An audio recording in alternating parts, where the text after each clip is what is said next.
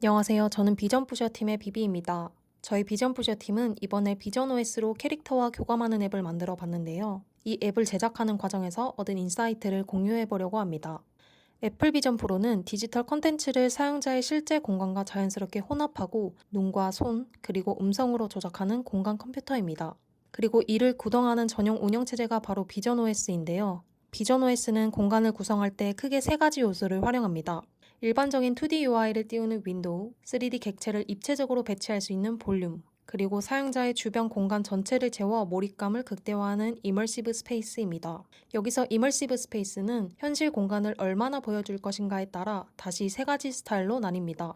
현실과 가상을 함께 보는 믹스드, 디바이스의 다이얼을 돌려 가상 공간의 비율을 직접 조정하는 프로그레시브, 그리고 현실을 완전히 차단하고 가상 세계로 진입하는 풀 스타일이 있습니다.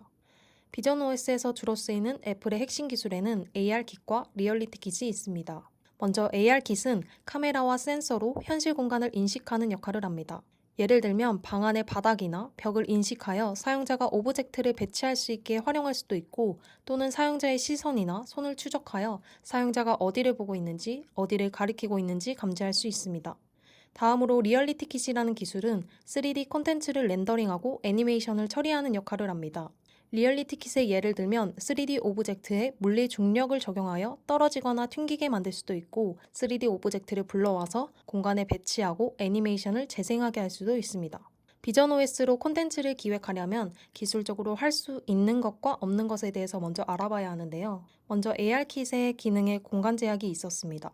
AR킷은 이머시브 스페이스에서만 동작하기 때문에 정교한 핸드 트래킹이나 주변 환경 인식 기능을 구현하기 위해서는 반드시 이머시브 공간을 활성화해야 합니다. 그리고 공간의 동시 실행 한계도 있었습니다.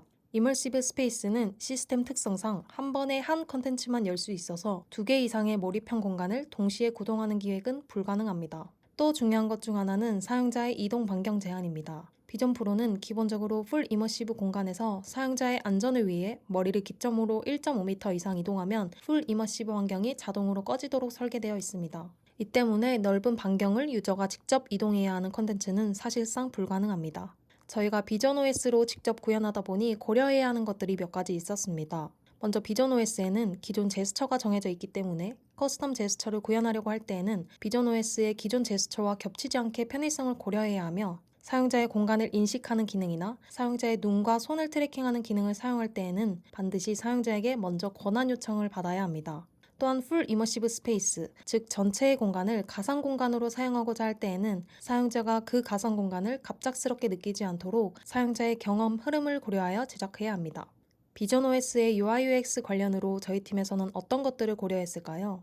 먼저 사용자 친화적인 권한 안내 UX입니다. 저희는 캐릭터와 상호작용하기 위해 핸드 트래킹 권한이 필수적이었는데요. 사용자의 거부감을 낮추기 위해 어떤 정보가 왜 필요한지 명확히 밝히는 안내 페이지를 플로우에 추가해 데이터의 투명성을 높였습니다. 두 번째는 거리 변화에 대응하는 그래픽 최적화입니다. 공간 컴퓨팅 특성상 기기와 창의 거리가 수시로 달라집니다. 어떤 거리에서도 해상도가 깨지지 않도록 벡터 기반 형태로 변환해 언제나 선명한 비주얼을 유지하도록 설계했습니다.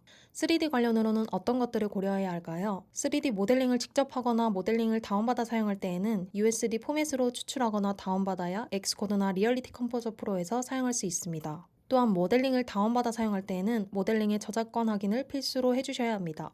다음으로 리얼리티 컴포저 프로를 활용하여 씬에 배치하고 환경 디자인이나 라이팅, 재질, 컬리전 등을 추가하여 엑스코드에 임포트할 수 있습니다. 이렇게 제작했을 때의 장점은 환경 디자인이나 라이팅 등의 수정이 용이하다는 것입니다. 또한 엑스코드로 임포트하여 시뮬레이터를 보며 작업을 한다고 하더라도 실기기로 테스트하는 것과는 또 다르기 때문에 비전 프로를 착용하여 실제 앱에서의 오브젝트 크기와 라이팅을 직접 확인하고 수정하는 과정을 거쳐야 합니다. 저희는 현실 공간의 캐릭터가 함께 존재하는 믹스드 이머시브 환경에서 시작해 공간 전환 버튼을 누르면 풀 이머시브 환경으로 전환되어 가상 공간에서 온전히 소통할 수 있는 앱을 구현하고자 했습니다. 그래서 처음에는 이 두 공간을 오가기 위해 믹스드와 풀 이머시브 공간을 각각 정의하여 공간을 여닫을 수 있도록 제작했었습니다. 하지만 저희 앱에는 이머시브 스페이스를 각각 여는 방법보다는 하나의 이머시브 스페이스 안에서 이머전 스타일을 변경하는 방법이 좀 더 적합하지 않을까라는 판단을 하게 되었고, 최종적으로 플래그 변수값에 따라 풀 또는 믹스드를 반환하게 해서 양방향으로 공간 전환이 가능하도록 구현했습니다. 그 다음으로는 핸드 트래킹 관련 코드입니다. 핸드 트래킹을 위해서는 리얼리티 킷과 AR 킷을 함께 사용했는데요. 캐릭터를 손으로 터치하는 기능은 리얼리티 킷의 핸드 앵커를 사용하여 왼손과 오른손의 검지 끝을 따라가는 앵커를 만들고 그를 통해 캐릭터와의 거리를 계산하여 터치 이벤트를 구현하였습니다. 커스텀 제스처 판정에는 AR 킷을 사용했습니다. 제스처는 손끝 하나만으로 판단할 수 없기 때문에 핸드 트래킹 프로바이더로 손목과 각 손가락 관절 위치를 가져왔고 관절을 통해 손바닥 방향, 손가락 펼침 정도, 엄지와 검지 사이 거리 등을 계산해서 제스처를 판정하도록 했습니다. 저희의 앱은 캐릭터의 이동, 회전, 점프 등의 여러 애니메이션이 필요했는데요. 상단 코드는 시작 상태, 목표 상태, 지속 시간만 입력하면 그 사이를 보관해 애니메이션을 진행해주는 코드이며 반복 애니메이션도 간편하게 만들 수 있습니다. 하지만 이 코드만으로는 여러 움직임이 섞인 애니메이션을 만들기가 어렵다고 판단했고 실제 모델에 모든 애니메이션을 넣는 대신 눈에 보이지 않는 빈 엔티티들을 계층 구조로 만들고 각 엔티티의 한 가지 역할의 움직임만 수행하도록 했습니다. 부모 엔티티가 움직이면 자식은 전부 따라 움직이기 때문에 모션별로 따로 관리할 수 있어 훨씬 편리했습니다. 이번에 비전 OS에 대한 탐구를 함께 하게 되면서 초반에는 낯선 기술을 공부하는 데 시간을 많이 쏟긴 했지만 그만큼 팀원들이 각자의 자리에서 열심히 하여 재밌게 끝낼 수 있었던 것 같습니다. 이상으로 비전 푸셔 팀 발표를 마치겠습니다. 감사합니다.